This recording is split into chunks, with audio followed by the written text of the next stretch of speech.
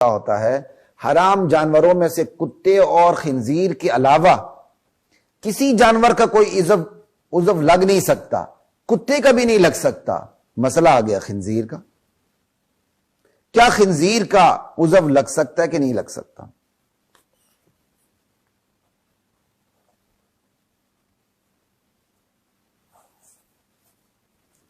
سوال یہ پیدا ہوتا ہے کیا خنزیر سور کا عضو لگ سکتا ہے کہ نہیں لگ سکتا؟ یہ ہے آج کا سوال، یہ ہے اس وقت جو کرنٹ ایک ایشو سامنے آیا ہے اور ایک تحقیق سامنے آ چکی ہے۔ طب کی دنیا میں ایک عجوبہ واقع ہو چکا ہے کہ امریکن ڈاکٹرز نے، جس میں ایک پاکستانی ڈاکٹر بھی، پاکستانی نژاد ڈاکٹر بھی شامل ہے، کہ انہوں نے باقاعدہ عمل جراحی کے ذریعے، آپریشن کے ذریعے سور کا دل انسان میں لگا دیا، انسانی جسم میں لگا دیا، اور وہ دھڑک بھی رہا، بندہ مریض زندہ ہے۔ تو ہم سب سے پہلے یہاں رہنمائی لیتے ہیں قرآن کریم سے، سب سے پہلے ہم قرآن کریم سے رہنمائی لیتے ہیں کہ قرآن کریم اس بارے میں کیا کہتا ہے۔ قرآن کریم میں سورۃ البقرہ ہے، اور سورۃ البقرہ کی آیت نمبر 173 ہے۔ باری تعالیٰ کا ارشاد ہے انما حرم علیکم المیتہ، بے شک اللہ نے تم پر حرام کر دیا ہے مردار کے کھانے کو، والدم، بہتے ہوئے خون کے پینے کو، ولحم الخنزیر، خنزیر کے گوشت کھانے کو، وما اہل بہ لغیر اللہ، اور ہر وہ چیز بھی حرام کر دی ہے جس پر اللہ کے علاوہ کسی اور کا نام لیا گیا، یعنی غیر اللہ کی نیاز، غیر اللہ کی منت وغیرہ، چاہے وہ کوئی ذبیحہ ہو یا کوئی اور دیگ شیگ ہو۔ فمن اضطر غیر باغ ولا عاد، البتہ اب یہ ایکسیپشنل کیس ہے، البتہ جو شخص لاچار ہو جائے، بے بس ہو جائے، مجبور ہو جائے، اس کی جان کا مسئلہ پیدا ہو جائے، غیر باغی ولا عاد، لیکن وہ باغی بھی نہیں، عادی بھی نہیں، عادی کا مطلب اردو کا عادی نہیں، عادی بھی نہیں، یعنی حد سے بڑھنے والا بھی نہیں، تو فلا اسم علیہ، تو پھر اس پر کوئی گناہ نہیں کہ اس کے قریب اگر وہ پیاس سے مرنے لگا ہے اور اس کے پاس کوئی حلال چیز نہیں پینے کے لیے، شراب کا جام پڑا ہوا ہے، تو وہ شراب پی سکتا ہے، لیکن غیر باغی ولا عاد، باغی نہ ہو، حد سے بڑھے بھی نہ۔ کیا مطلب؟ کہ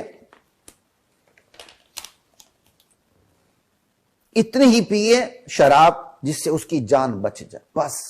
یہ نہیں کہ اللہ تعالیٰ نے میری زندگی میں کیسا موقع آ گیا کہ میری جان نکلنے لگی اور شراب کا پینا میرے لیے حلال، شراب حرام نہیں ہوئی، شراب حلال نہیں ہوئی، شراب کا پینا حلال ہوا ہے، یہ بات یاد رکھیے۔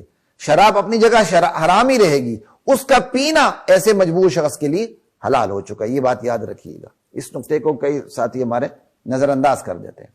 شراب حلال نہیں ہوئی، شراب کا پینا اس مجبور کے لیے حلال ہو چکا ہے۔ وہ کہ زندگی میں ایک ہی تو موقع ملا ہے، اب جی بھر کے میں شراب پیتا ہوں، وہ باغی ہے اور حد سے بڑھنے والا ہے، وہ گناہگار ہوگا۔ ٹھیک ہے، یہ بات یاد رکھیے۔ جیسے بعض ساتھی مسئلہ پوچھتے ہیں نا، جی غیر نامحرم عورت پر نظر پڑ جائے تو وہ کتنی دیر تک کیا کہتے ہیں جائز رہتا ہے؟ یہ نہیں کہ نامحرم عورت پر نظر پڑ جائے تو ٹک ٹکی باندھ کے دیکھتی ہی رہی کہ پہلی نظر معاف ہے۔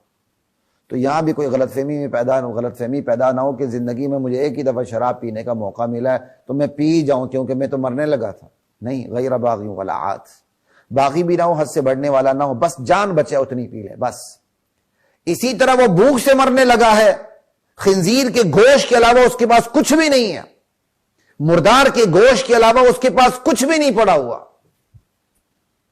ٹھیک ہے جی، مردار کے گوشت کے علاوہ کچھ نہیں پڑا، خنزیر کے گوشت کے علاوہ اس کے پاس کچھ نہیں پڑا۔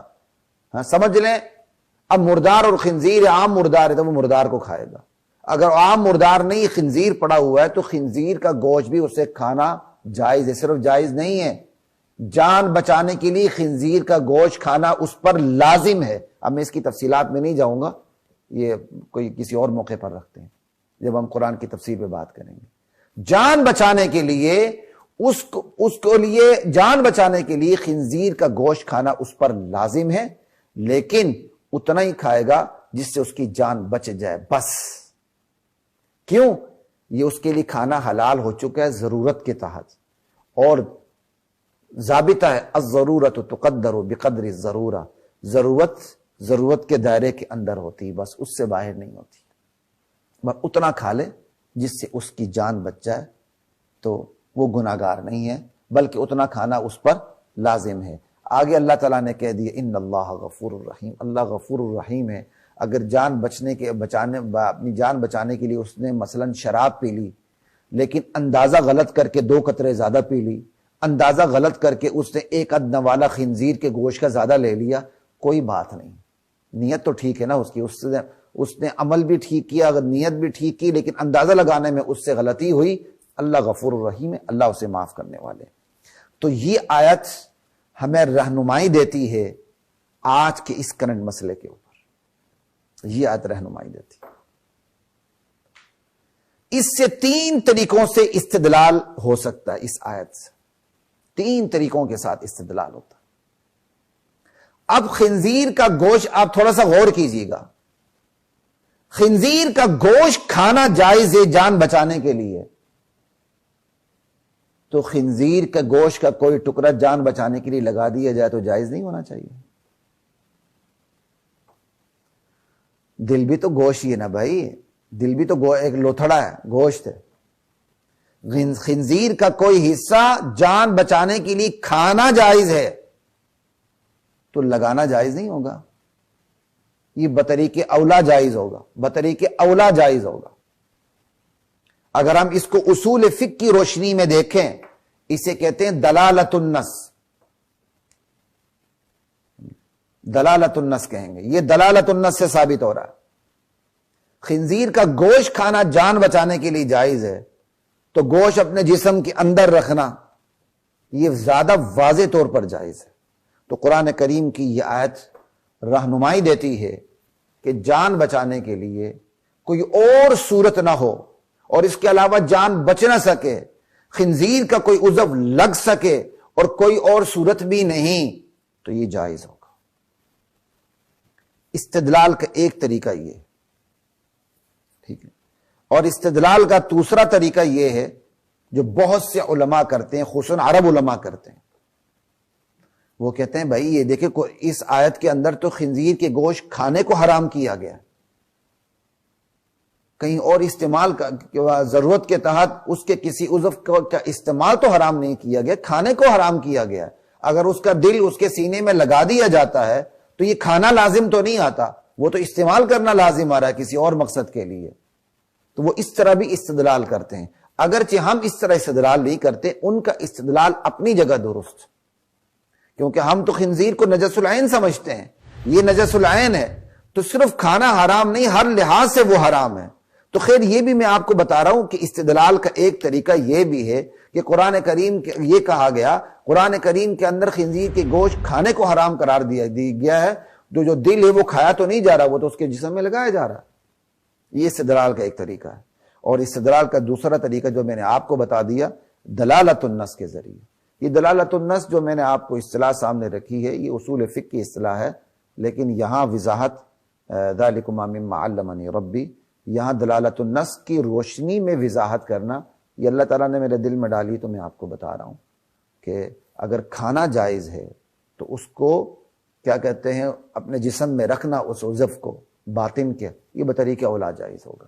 لیکن یہ تمام صورتیں اس وقت ہوتی ہیں جب پیون کاری کے تمام شروط کو آپ سامنے رکھیں, وہ اس وقت یہاں موقع نہیں بیان کرنے کا. یہاں تو صرف اتنا ہی موقع بیان کرنا ہے کہ سور کا دل انسانی جسم میں دھڑک رہا ہے, کیا یہ جائز ہے کہ نہیں, اسی لیے میں فوکس اسی کو کر رہا ہوں.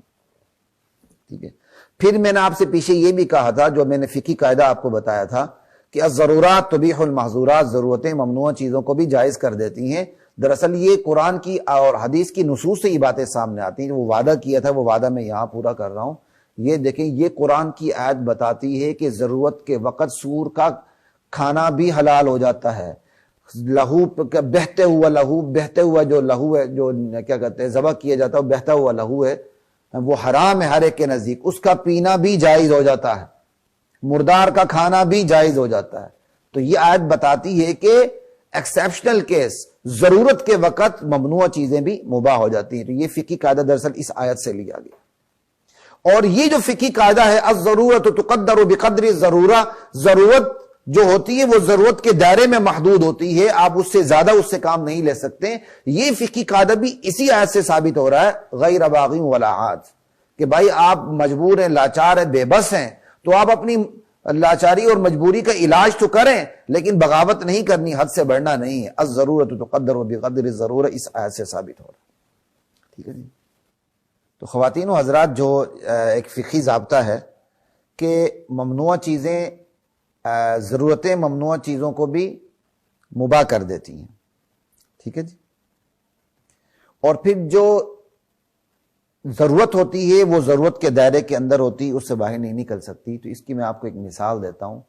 جیسے بالفرض کل تحقیق ہو جاتی ہے کہ خنزیر کا گردہ انسان کو لگ سکتا ہے، لگا دیا جائے، تو پھر اس فقہی قاعدے کے تحت اگر کسی اور کا گردہ نہ لگ سکے اور کسی اور کا گردہ اویلیبل نہ ہو، خنزیر کا گردہ ہی لگانا ضروری ہو جائے، پھر دونوں گردے نہیں لگائیں گے اگر خنزیر کے ایک گردے سے کام چل سکے اور انسان صحت مند زندگی گزارے. کیونکہ الضرورت تقدر بقدر الضرورہ، کیونکہ ضرورت کے دائرے کے اندر بند ہوتی ہے. ضرورت ایک گردے سے پوری ہو رہی ہے، پھر اس کے دو گردے نہیں لگائے جائیں گے. اس کو بھی سامنے رکھیے گا. اور ایک اور اب میں آپ کو مثال دے دوں، الضرورت تقدر بقدر الضرورہ کی ضرورت اپنے دائرے کے اندر محدود ہوتی ہے. یہ تو دل ہے نا، انسانی جسم میں ایک ہی دل ہوتا ہے، تو دل لگ گیا. ٹھیک ہے جی. اس کی میں نے آپ کو دلیلیں بھی دے دیں کہ استدلال کے 3 طریقے ہیں، کہ ایک طریقہ دلالت النص کا ہے، اور ایک طریقہ جو بہت سے عرب علماء کہتے ہیں کہ بھائی سور کے گوشت کھانے کو حرام کیا گیا ہے نا، کہیں اور جگہ استعمال کرنے کو تو، سور کے کسی عضو کے استعمال کرنے کو تو حرام نہیں کیا گیا ہے. 2 طریقے استدلال کے. اور جو تیسرا طریقہ ہے کہ ضرورتیں کیا کہتے ہیں، تیسرا طریقہ ہے کہ ضرورتیں ممنوع چیزوں کو مباح کر دیتی ہیں. یہ بھی ایک طریقہ ہے، فقہی طریقہ، فقہی قاعدہ ہے.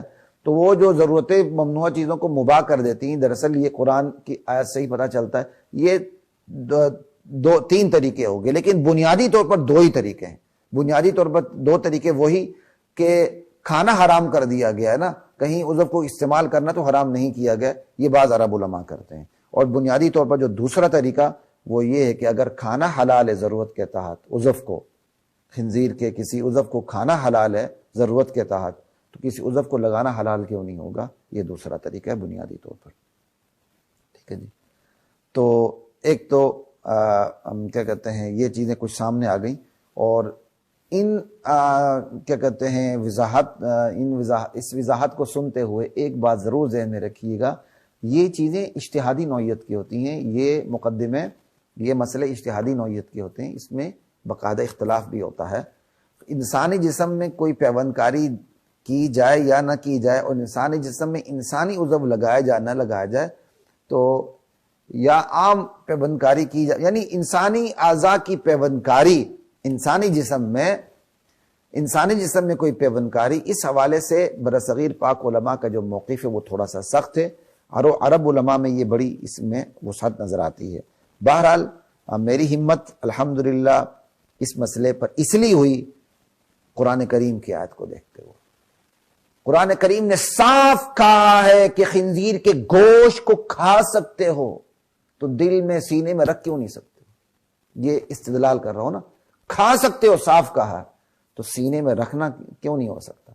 تو اس لیے قرآن کریم کی اس آیت کو دیکھ کر آپ لوگوں کے سامنے اس مسئلے کو واضح کرنے کی مجھے اللہ تعالیٰ نے ہمت دی.